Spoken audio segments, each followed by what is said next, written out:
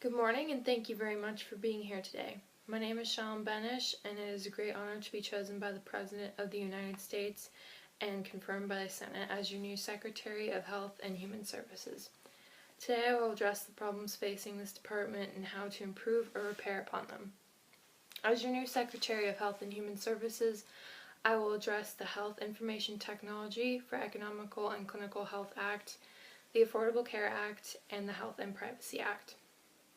The first issue I will speak about today is the Health Information Technology for Clinical and Health Care Act, or HITECH for short. This act was meant to promote the adoption and meaningful use of health information technology.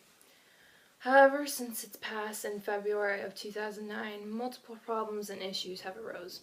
One issue is that the actual healthcare information technology has not fully improved due to this act. Several healthcare locations and businesses have reported the high-tech computer program Excel does not properly function. In fact, workers and businesses have claimed Excel does not properly incorporate certain measures of care delivery. Therefore, the high-tech program Excel did not meet expectations and left thousands unhappy. Another problem high-tech has created is the lack of oversight in the workplace. Due to the new technology, the measurement of success in the healthcare workplace has either been unreached or unconclusive, meaning business goals are not being fully met. Nevertheless, as new Secretary of Health and Human Services, I plan to encourage businesses to set goals in order to better measure and gauge success. Also, I intend to replace the high-tech program Excel with a more effective software.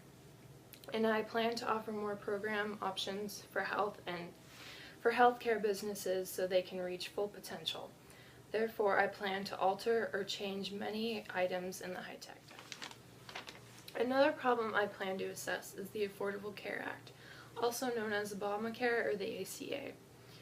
In March 2010, the Affordable Care Act was created to reduce the cost and payment of medical care for lower-cost family and citizens. Also, the ACA was designed to set up a health insurance marketplace where Americans can buy federal and regulated subsidized health insurance. However, since the years it has been active, multiple problems have come with it.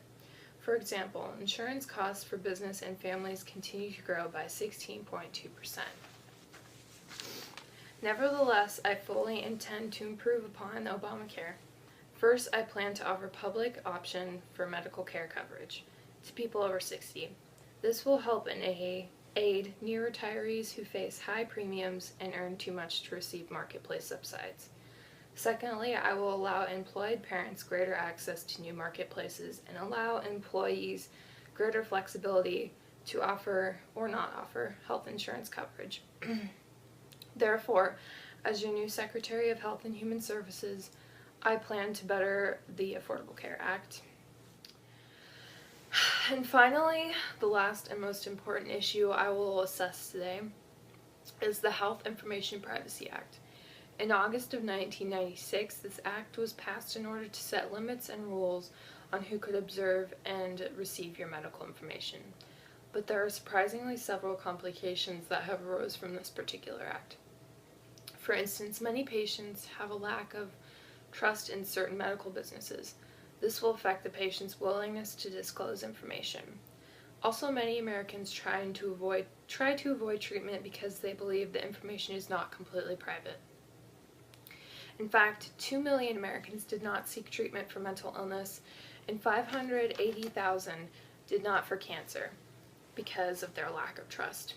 Another pressing issue is the lack of patient control.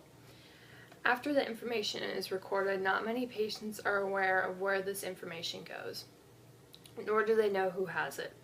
To solve both of these obstacles, as new head of the Health and Human Service Department, I will make sure medical patients will always be notified or contacted where their health records are located and when they will be observed or moved. In addition, the person could also move or observe their own records at any time.